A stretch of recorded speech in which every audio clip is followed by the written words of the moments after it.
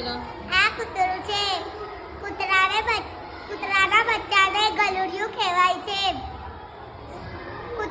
કૂતરો આપણા ઘરની ચોકી કરે છે. કૂતરો કેવું પ્રાણી કહેવાય? પાલતુ પ્રાણી છે. કૂતરો પાલતુ પ્રાણી છે. કૂતરાનો રંગ સફેદ, કાળો, લાલ જુદા રંગનો હોય છે.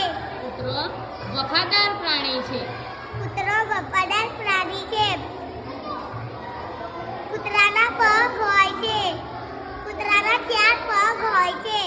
કૂતરાને એક પૂંછડી હોય છે. કૂતરાને 2 આંખો હોય છે. અને તાર ઘરે છે કૂતરો? હા.